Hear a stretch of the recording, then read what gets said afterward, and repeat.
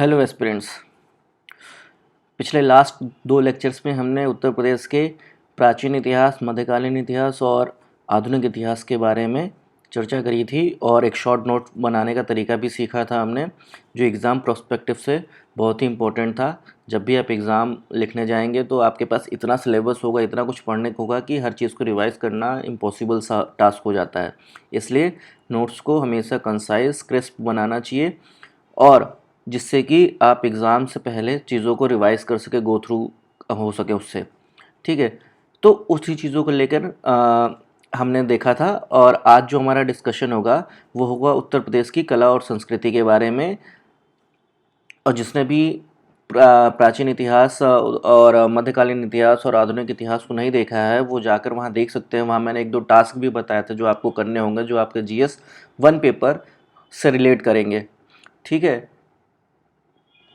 तो जो है देखिए, उत्तर प्रदेश की कला और संस्कृति के बारे में बात करें तो संस्कृति किसी भी समाज का आईना होती है। इसमें क्या क्या शामिल होता है? लोगों का दृष्टिकोण, व्यवहार, तौर तरीके, मानना व ना मानना, इसकी जो व्यक्ति होती है वो संस्कृति के अंदर शामिल की जाती है।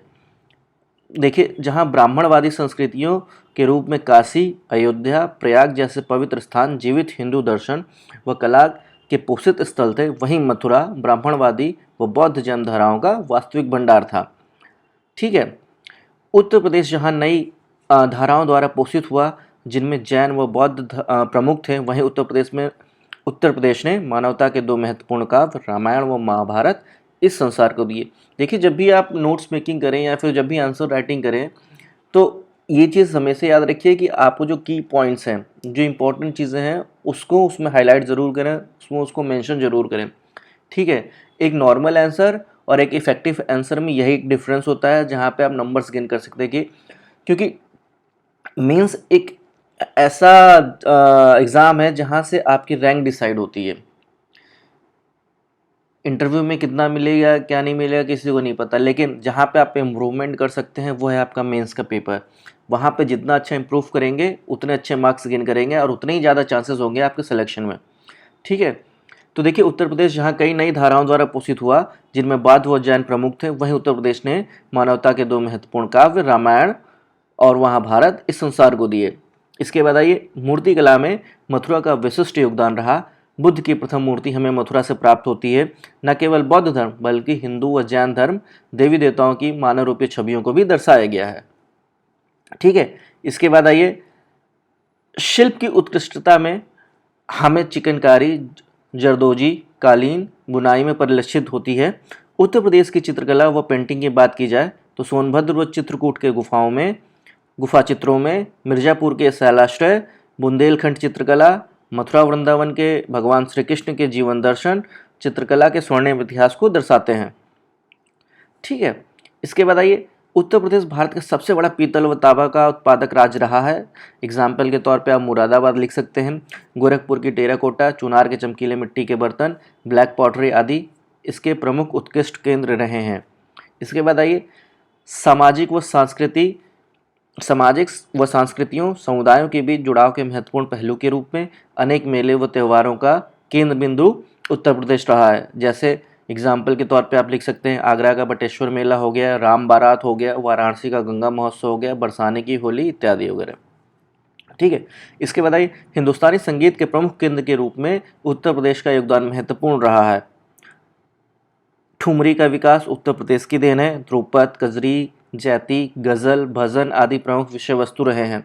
इसके अलावा अनेक संगीत घरानों ने इसका पोषण किया है, जैसे बनारस घराना, लखनऊ घराना आदि।